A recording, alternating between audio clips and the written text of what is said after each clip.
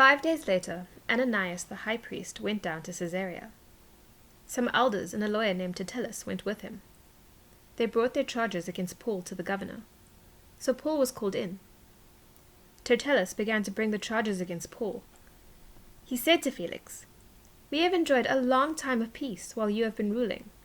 You are a wise leader. You have made this a better nation." "Most excellent Felix, we gladly admit this everywhere and in every way, and we are very thankful. I don't want to bother you, but would you be kind enough to listen to us for a short time?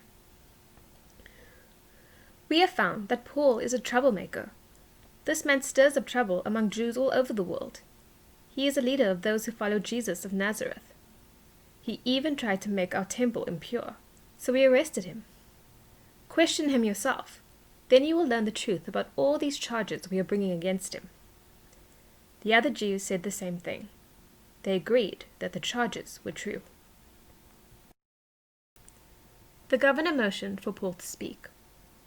Paul said, "I know that you have been a judge over this nation for quite a few years, so I am glad to explain my actions to you. About 12 days ago, I went up to Jerusalem to worship. You can easily check on this. Those bringing charges against me did not find me arguing with anyone at the temple. I wasn't stirring up a crowd in the synagogues or anywhere else in the city. They can't prove to you any of the charges they are making against me. It is true that I worship the God of our people. I am a follower of the way of Jesus. Those bringing charges against me call it a cult. I believe everything that is in keeping with the law. I believe everything that is in keeping with what is written in the prophets. I have the same hope in God that these men themselves have. I believe that both the godly and the ungodly will rise from the dead. So I always try not to do anything wrong in the eyes of God or in the eyes of people. I was away for several years. Then I came to Jerusalem to bring my people gifts for those who were poor. I also came to offer sacrifices. They found me doing this in the temple courtyard. I had already been made pure and clean in the usual way. There was no crowd with me. I didn't stir up any trouble. But there are some other Jews who should be here in front of you. They are from Asia Minor. They should bring charges if they have anything against me. Let the Jews who are here tell you what crime I am guilty of. After all, I was put on trial by the Sanhedrin.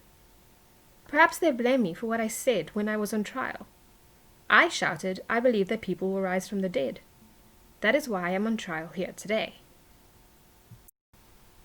Felix knew all about the way of Jesus, so he put off the trial for the time being. "Lysias, the commanding officer, will come," he said. "Then I will decide your case." He ordered the commander to keep Paul under guard. He told him to give Paul some freedom.